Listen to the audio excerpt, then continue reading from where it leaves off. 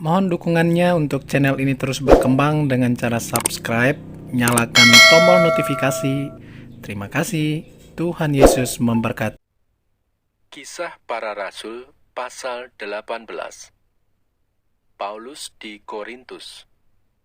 Kemudian Paulus meninggalkan Athena, lalu pergi ke Korintus. Di Korintus ia berjumpa dengan seorang Yahudi bernama Aquila yang berasal dari Pontus. Ia baru datang dari Italia dengan Priscilla istrinya, karena Kaisar Claudius telah memerintahkan supaya semua orang Yahudi meninggalkan Roma.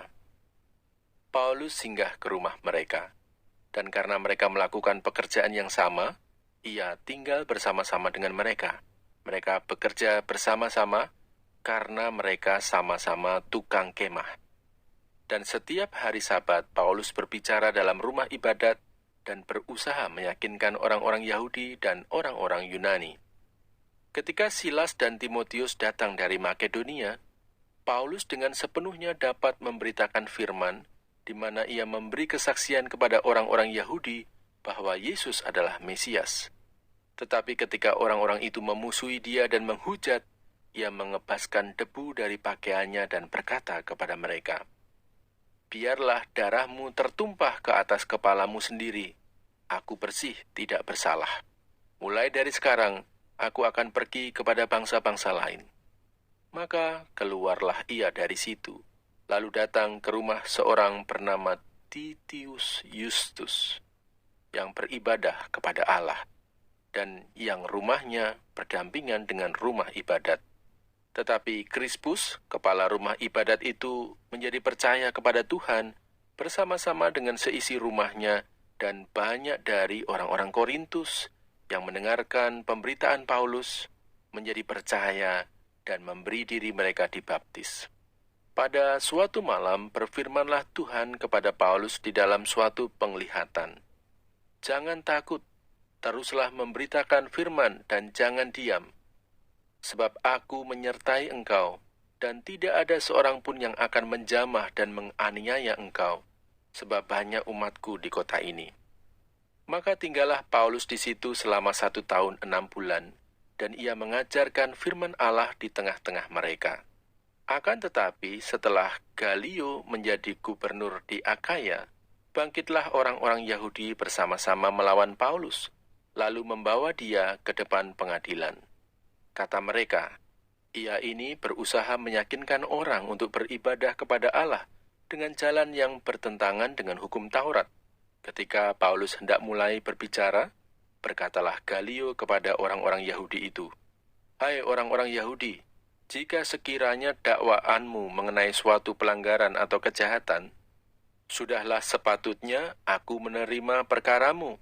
Tetapi kalau hal itu adalah perselisihan tentang perkataan atau nama atau hukum yang berlaku di antara kamu, maka hendaklah kamu sendiri mengurusnya. Aku tidak rela menjadi hakim atas perkara yang demikian."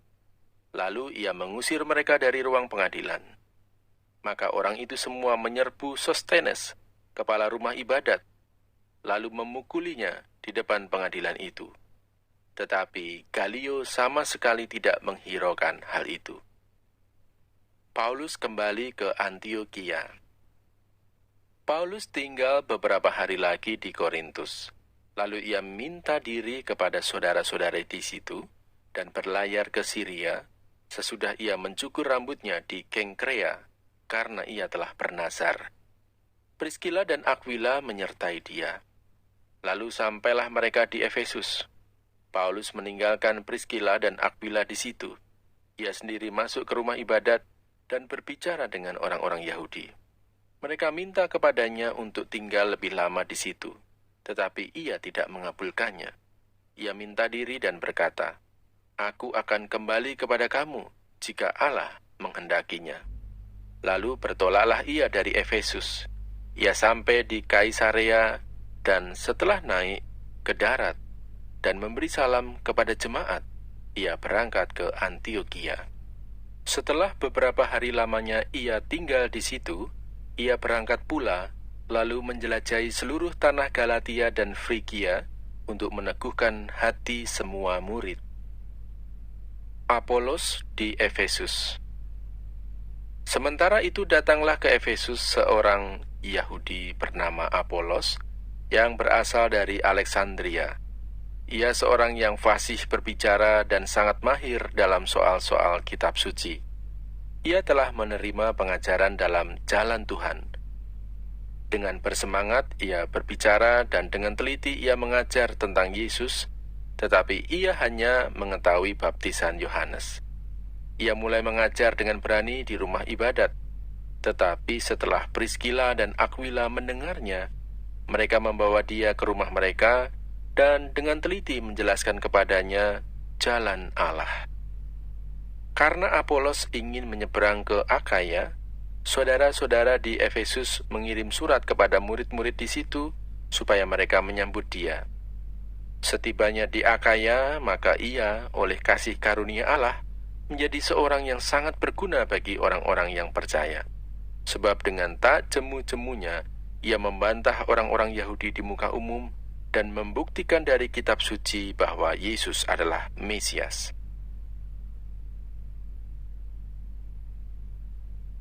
Kisah Para Rasul pasal 19. Paulus di Efesus.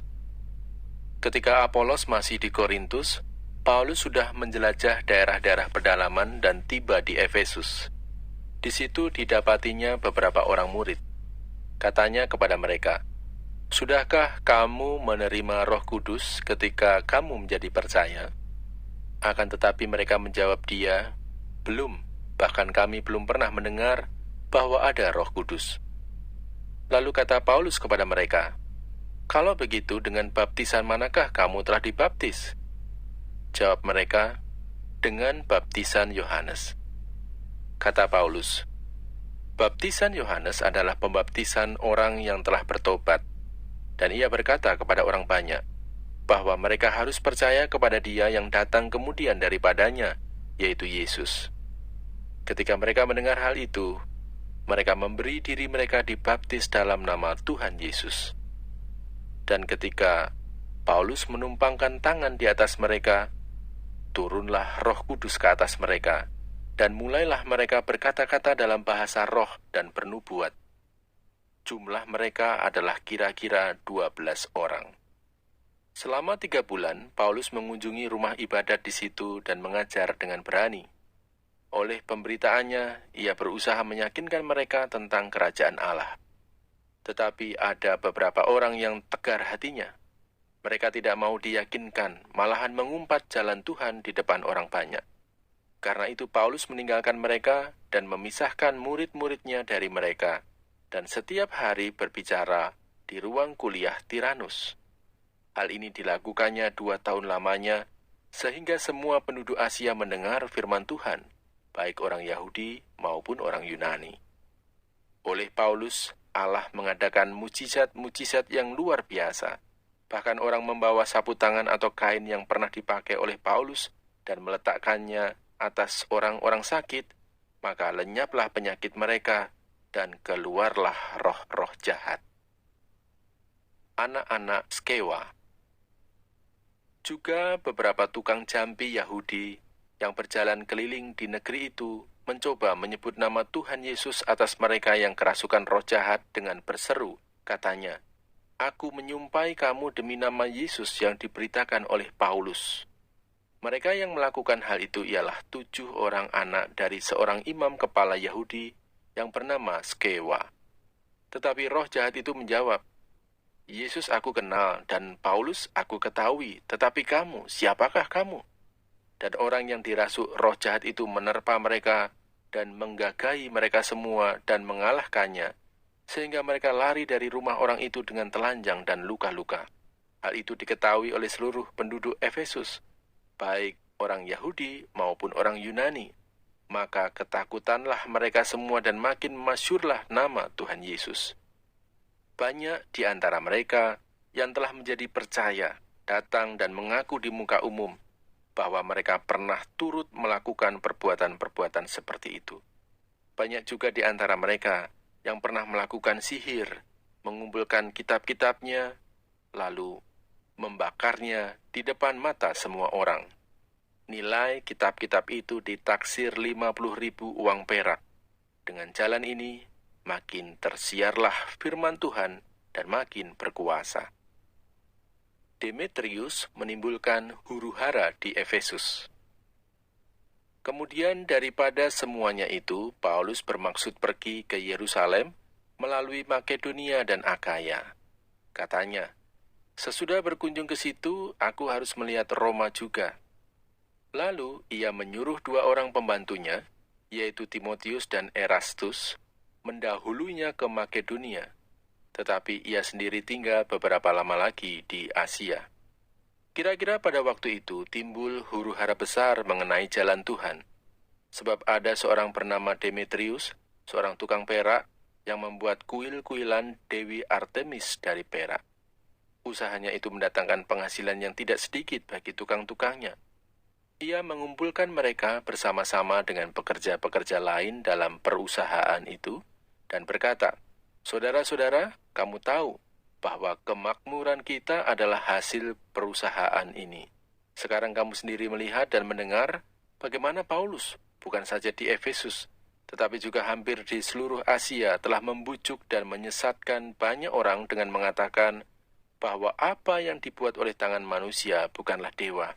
Dengan jalan demikian, bukan saja perusahaan kita berada dalam bahaya untuk dihina orang, tetapi juga kuil Artemis, dewi besar itu, berada dalam bahaya akan kehilangan artinya. Dan Artemis sendiri, Artemis yang disembah oleh seluruh Asia dan seluruh dunia yang beradab, akan kehilangan kebesarannya." Mendengar itu, meluaplah amarah mereka. Lalu mereka berteriak-teriak katanya, "Besarlah Artemis dewi orang Efesus." Seluruh kota menjadi kacau dan mereka beramai-ramai membanjiri gedung kesenian serta menyeret Gaius dan Aristarkus. Keduanya orang Makedonia dan teman seperjalanan Paulus. Paulus mau pergi ke tengah-tengah rakyat itu, tetapi murid-muridnya tidak mengizinkannya. Bahkan beberapa pembesar yang berasal dari Asia yang bersahabat dengan Paulus mengirim peringatan kepadanya supaya ia jangan masuk ke gedung kesenian itu. Sementara itu orang yang berkumpul di dalam gedung itu berteriak-teriak. Yang seorang mengatakan ini dan yang lain mengatakan itu, sebab kumpulan itu kacau balau dan kebanyakan dari mereka tidak tahu untuk apa mereka berkumpul. Lalu seorang bernama Alexander didorong ke depan oleh orang-orang Yahudi. Ia mendapat keterangan dari orang banyak tentang apa yang terjadi. Segera ia memberi isyarat dengan tangannya dan mau memberi penjelasan sebagai pembelaan di depan rakyat itu. Tetapi ketika mereka tahu bahwa ia adalah orang Yahudi, berteriaklah mereka bersama-sama kira-kira 2 jam lamanya, "Besarlah Artemis, dewi orang Efesus." Akan tetapi, panitera kota menenangkan orang banyak itu dan berkata, "Hai orang Efesus, siapakah di dunia ini yang tidak tahu bahwa kota Efesuslah yang memelihara baik kuil Dewi Artemis yang maha besar maupun patungnya yang turun dari langit? Hal itu tidak dapat dibantah. Karena itu hendaklah kamu tenang dan janganlah terburu-buru bertindak. Sebab kamu telah membawa orang-orang ini ke sini, walaupun mereka tidak merampok kuil Dewi kita dan tidak menghujat namanya. Jadi jika Demetrius dan tukang-tukangnya ada pengaduannya terhadap seseorang, bukankah ada sidang-sidang pengadilan dan ada gubernur? Jadi hendaklah kedua belah pihak mengajukan dakwaannya ke situ. Dan jika ada sesuatu yang lain yang kamu kehendaki, baiklah kehendakmu itu diselesaikan dalam sidang rakyat yang sah. Sebab kita berada dalam bahaya akan dituduh bahwa kita menimbulkan huru-hara pada hari ini karena tidak ada alasan yang dapat kita kemukakan untuk membenarkan kumpulan yang kacau balau ini." Dan dengan kata-kata itu, ia membubarkan kumpulan rakyat itu.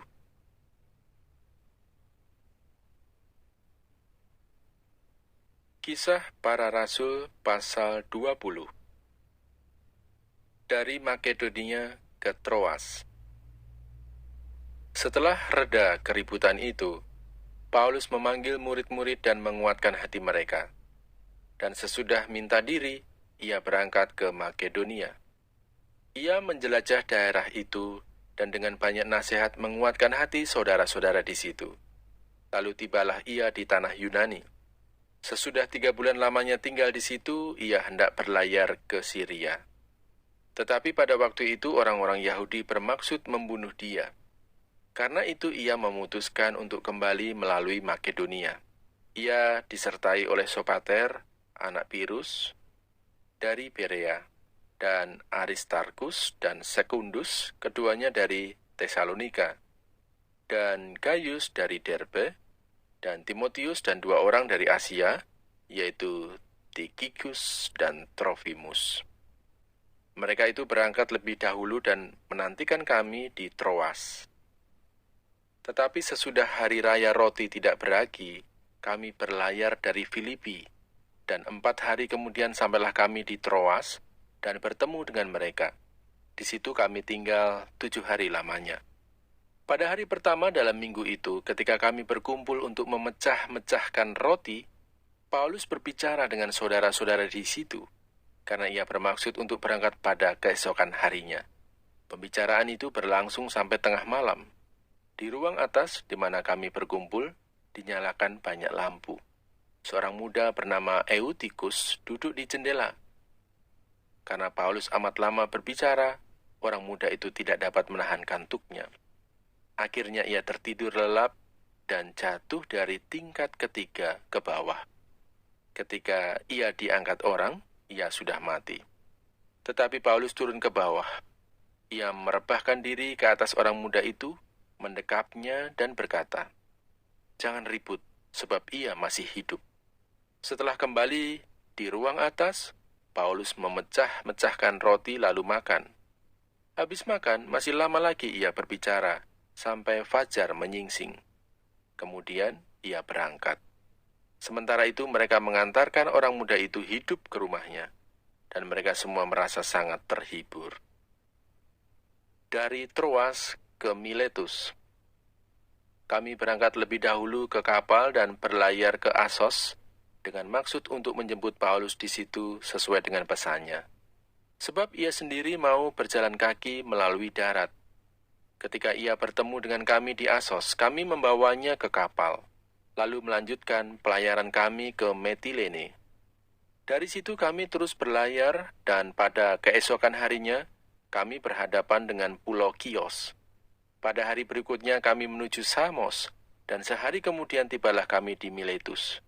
Paulus telah memutuskan untuk tidak singgah di Efesus, supaya jangan habis waktunya di Asia, sebab ia buru-buru, agar jika mungkin ia telah berada di Yerusalem pada hari raya Pentakosta.